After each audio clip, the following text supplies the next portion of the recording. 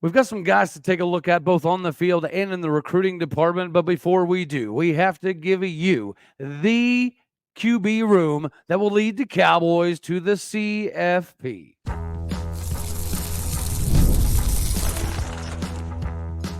You are Locked On Oklahoma State, your daily podcast on the Oklahoma State Cowboys, part of the Locked On Podcast Network, your team every day.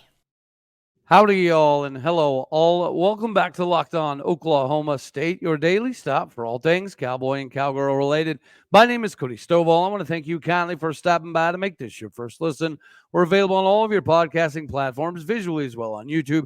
Find me personally on X at AllDayOState. Today, we are brought to you by FanDuel.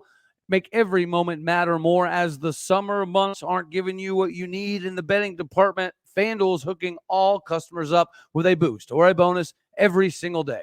There's something in this for everyone every day all summer long. Visit FanDuel.com to get started today. We are going to get started in the conversation of the Cowboy quarterback room, the room that will lead Oklahoma State to the CFP in 2024. It's not just about Alan Bowman. Alan Bowman had to make some improvements because his almost 500 ratio to touchdowns and interceptions could not be overlooked. It also could not be what was going to drag us down the course of the season. The way he needed to develop in the pocket, I think most of us didn't think that that was going to be able to happen. But he's put on some muscle and gained some speed. Garrett Rangel has gained the power, the speed, and a better of understanding of what to do. While Zane has turned into a running back size quarterback that can and does play a little running back when needed. Amealake Smith might be the more advanced of all of them, and we have another surprise in store for us as well.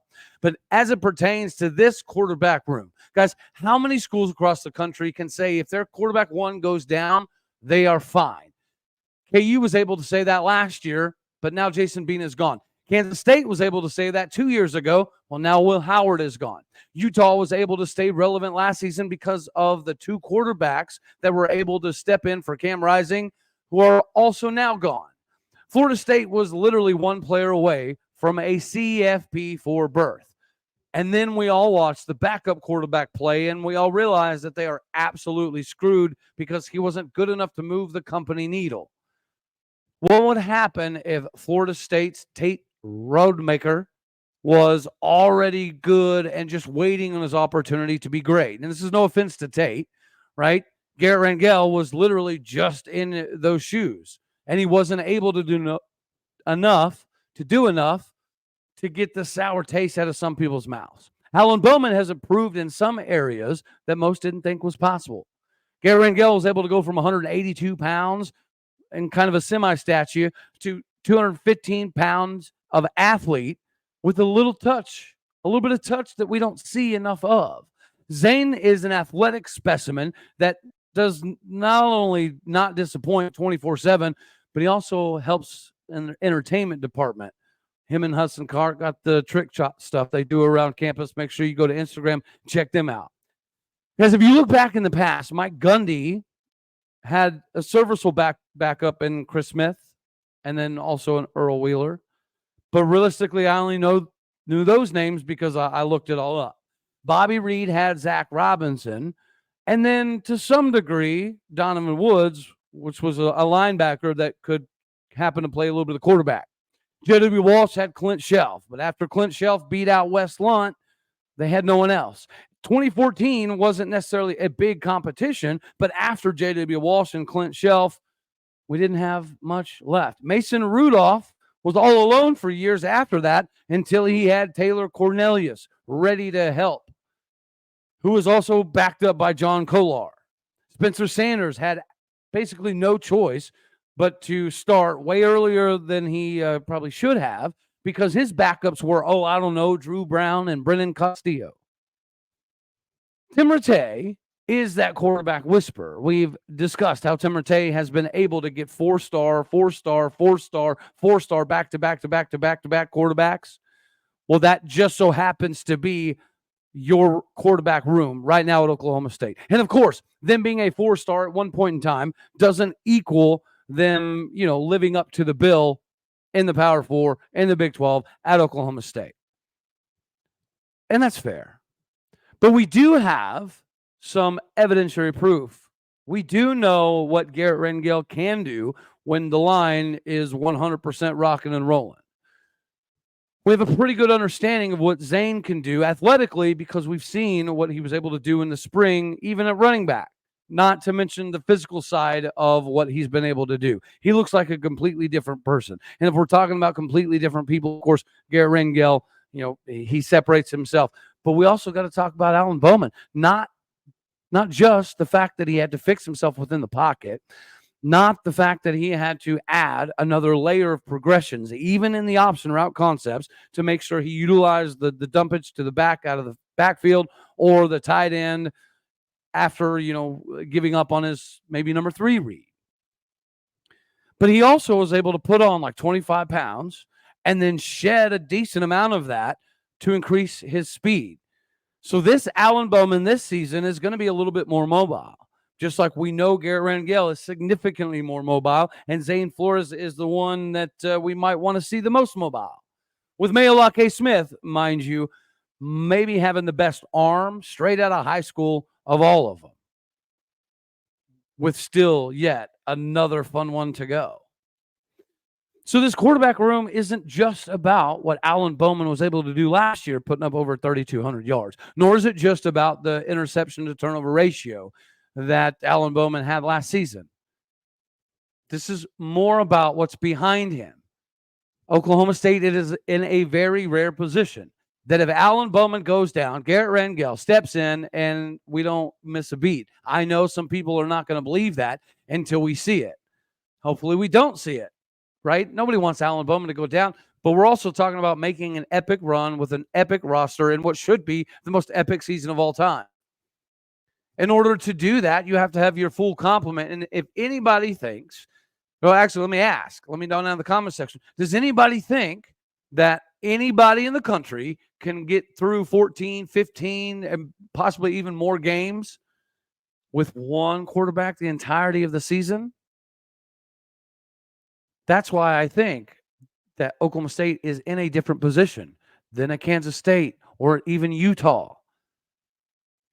If God forbid, Cam Rising goes down again, they don't have Barnes anymore. They don't have Jackson anymore. They don't have some of the guys that could alleviate some of that pressure. So Oklahoma State is significantly different.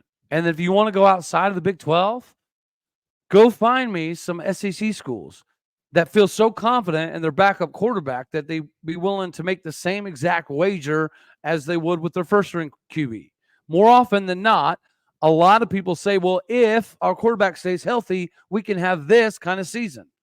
I'm saying that Oklahoma State can have that kind of season even if our first-string quarterback doesn't stay healthy. Even if our second-string quarterback, God forbid, doesn't stay healthy either, we can still manufacture more than 7.5 wins, which is what the over-under total is. Of course, we're going to hammer the over. There's so many Cowboys that we know of that are going to make this season so exciting. Just like there's several Cowboys that we maybe don't know of that are going to be extremely vital to us having the success that we all think and know that we can. Before we cover them, fellas, I have to stop by to remind you all that FanDuel is the bee's knees for anything you need when it comes to betting. So you need to get squared away today. Do not wait with FanDuel, right? We all love sports, so much so that as playoffs wind down and the summer months continue to wane on, we want our sports to do more sporting in the banking department. Well, FanDuel is going to help you because they're allowing you to make a bet pretty much whenever you want. All you have to do is open the app, dream up a bet, and you just let her fly. And this summer, FanDuel is hooking up all customers with a boost or a bonus every single day. That's right. There's something in this for everyone, every day, all summer long. Make sure that you head on over to FanDuel.com to start making the most out of your summer right about now. Visit FanDuel today, the official sports betting partner of Major League Baseball and more, because it's not just sports, music, comedy, theater, local events near you. Get squared away today with the number one in the game for betting, FanDuel. Speaking of number one in the game, the Cowboys have some candidates to take this thing to another level. The first one, I think, has to be DeJuan Lofton, a 5'10", 185-pound speedster from the DFW area by way of Virginia Tech transfer. At Virginia Tech, he had 410 yards, averaged over 11.7 yards per catch with 3 TDs as a wide receiver. I say that because he was also able to chip in a little bit in the kicking department for the return game. Arlen Bruce was so advanced in the tackle me in a phone booth area of operation that he had his own special package.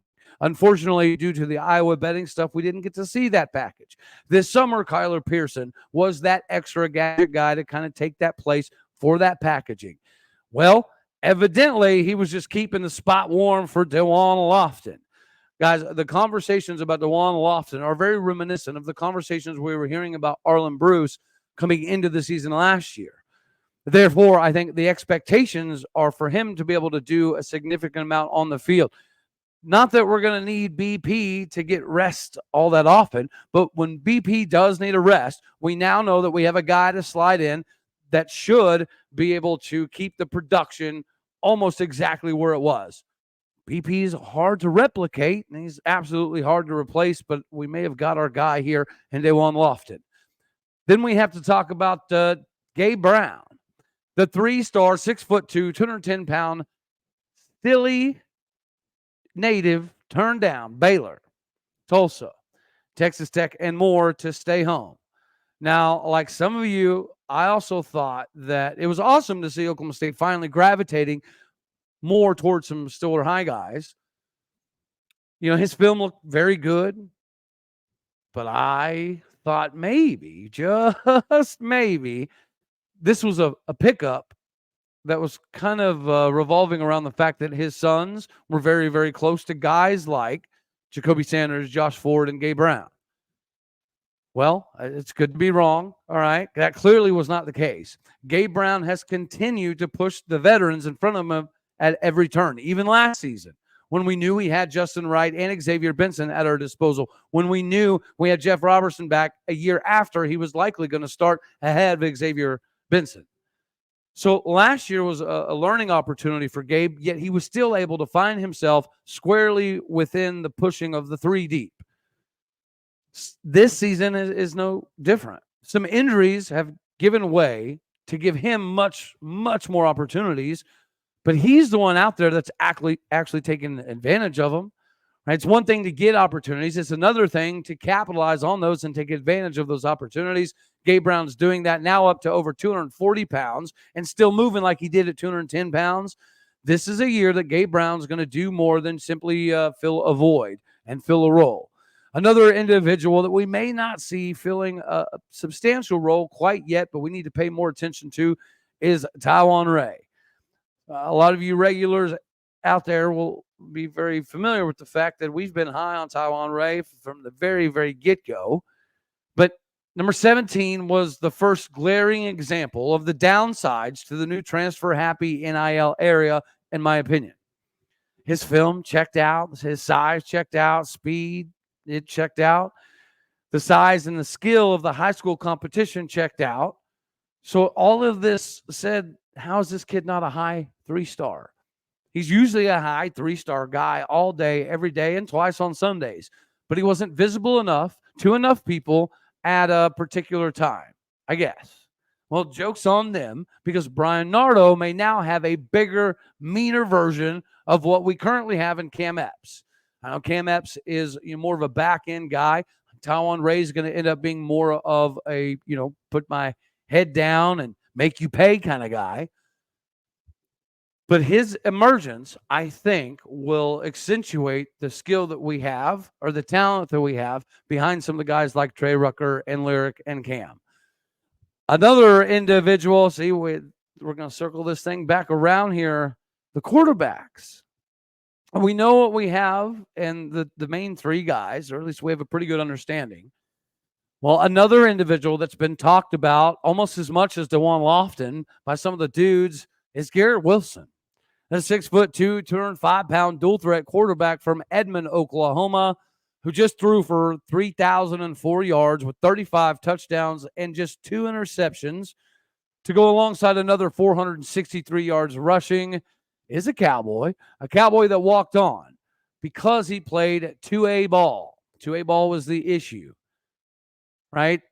But he was the best at it, which is why he won the 2A District MVP award.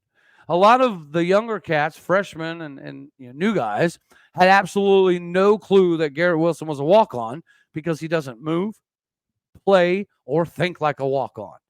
Usually walk-ons are a few steps slower or a couple seconds slower, at least in making decisions at full speed. The difference isn't necessarily physical, other than, they make decisions faster or they can make up ground a little bit easier. Garrett Wilson is not your run-of-the-mill walk-on quarterback, and the players are making that very, very publicly known from pretty early on. So this is a guy that we have waiting in the wings that could be another corn dog Taylor Cornelius situation when it's all said and done. But it's nice to know that even if you go down to the 4 or 5 deep, it continues to be beneficial for Tim Rattay and Oklahoma State. Lastly, before we skedaddle to segment 3 here, another individual that I think we all need to still keep an eye on is Eric Harris, the 6 foot, 175-pound safety out of Owasso, Oklahoma. He is currently making his decision, or at least going through the process to make the decision between Oklahoma State, Iowa State, North Texas, and Air Force.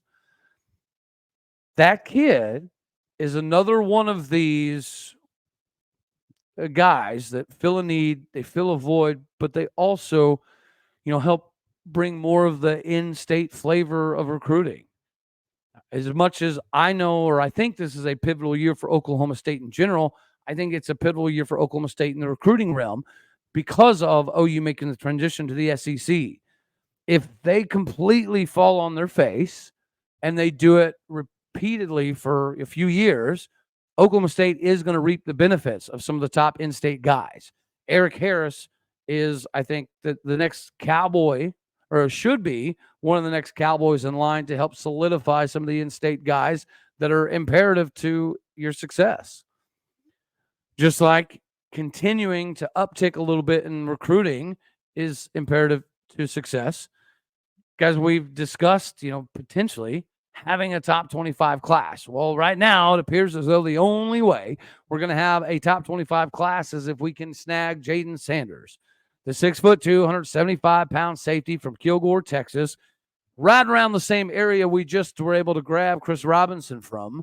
Jaden Sanders has recently been upgraded to a 4-star, which is obviously a big deal for him.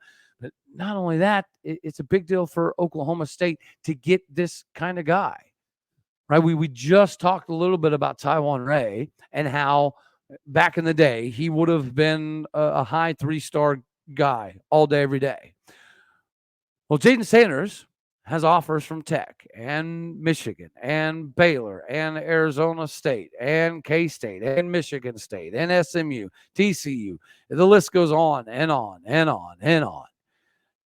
But Oklahoma State is still in the thick of this, as is Michigan, as is Baylor, as is Tech. And Vanderbilt as well. I think one of the biggest benefits you could say to Vanderbilt being this heavily involved still is the academic side of things. If it's not an issue in recruiting, you typically know it's not going to be an issue in college. So somebody like Jaden Sanders does make a lot of sense for some of those reasons. We have a lot to fend off here, but the biggest one, of course, is going to be the fact that Brian Nardo, alongside the developmental abilities of Rob Glass, is going to do the most for Jaden Sanders and give him the best opportunity to play very, very early on. Another guy that we've talked a little bit about that I think is a must to talk about again is Anusi Taumoy Piao out of Sarasota Springs, Utah. The 6'3", 225-pound linebacker is tailor-made for Oklahoma State. And even though he's got BYU, Utah, Cal, Stanford, and Oklahoma State to worry about, Utah and Brigham Young are always going to be a concern. And I know that Colton Swain over there recruiting for Utah has got in very, very good. So I would typically say that we might be on the outside looking in. And we probably are on the outside looking in. But here's why I mentioned Nusi Talmoipiao. Because we have Benny Tonga. BYU does not have Benny Tonga. Utah does not have Benny Tonga. Benny Tonga has been the whisperer out west for Oklahoma State. So if there's anybody on that staff that can go into Utah and steal yet another of the top targets for BYU and Utah, it is Benny, and Nusi could be the next Cowboy to join. I think I personally would be very surprised. And then we already mentioned Eric Harris, somebody that we need to pay attention to. I think that he should make his decision with Oklahoma State, but you never know. All right. Iowa State, it could be because of the ACOC system. North Texas could be because of the system, could be because of playing time. Same goes with the Air Force. Air Force could be a ticket for him to instantaneously see the field or, continue his life after playing collegiate football. I'm not sure, but if we can get Eric Harris, Jaden Sanders, and Nusi Talmoipiao, I think our opportunities to land in the top 25 are still very realistic. They are here. They are possibilities. We just have to make sure that we get there. And before we skedaddle, I got to mention some of the Cowboys that got drafted, but not some Oklahoma State current Cowboys. We had a few of our 2024 commit baseball class get drafted as well. Guys, the belle of the ball, the cream of the class, left-handed pitcher at 6'4", 205 pounds from Elk City, Oklahoma. He gone. He was selected in the first round by the Padres. That's a lot of money. All right. So congratulations, Cash Mayfield. If you change your mind, we'd love to see a Cowboy uniform, but it's really hard to say no to first round money from or for anybody. Another pitcher that we need to keep a close eye on is going to be 6'1", 195-pounder Braylon Doughty from Marietta, California. This is another, round one guy that typically when they go like this, there's not a lot of decision-making process. So you could probably say on the side of caution, another round wonder, probably not coming to campus. But then you have Sir Jamison Jones, who's drafted by the Washington Nationals in the 15th round out of Blue Island, Illinois. The 6'3", 230-pound catcher appears as though he's still bringing his talents to Stillwater, Oklahoma. Noah Welch, another right-handed pitcher, 6'1", 205 pounds from Manitowoc, Wisconsin, was drafted in the 19th round by the Milwaukee Brew Crew. Interestingly, that is his local ball club from right up the road. But I also see the benefits for him, especially to bring his talents to Stillwater. We're waiting on the decisions there. But we are going to get Garrett Scholl, which is a big, big get out of Enid, Oklahoma. I think that was one of the ones that a lot of us were paying attention to that maybe could get drafted alongside like somebody like a Matthew Brown, another pitcher who's like 6'6", 230. So we'll have to see out of these Cowboys who are drafted and also committed, how many of them actually end up on campus, how many of them take their talents onto the major leagues, and we'll keep you informed as that news comes out. All righty, y'all. That's all we're going to have for this one right here. As always, I love you. God bless. Go Pokes. Thank you for tuning in to make this your first listen here in Locked On Oklahoma State. You could be anywhere. So happy you choose to be here. Do me a favor and like the daggone thing. If you liked it, dislike it. If you didn't, that's okay too. More importantly, share, comment, and subscribe. My podcast, some folks out there. The bread, the butter, the bricks, the foundation. Do what you do. Hit the stars. Leave a review. All righty. We're out. Later, my taters.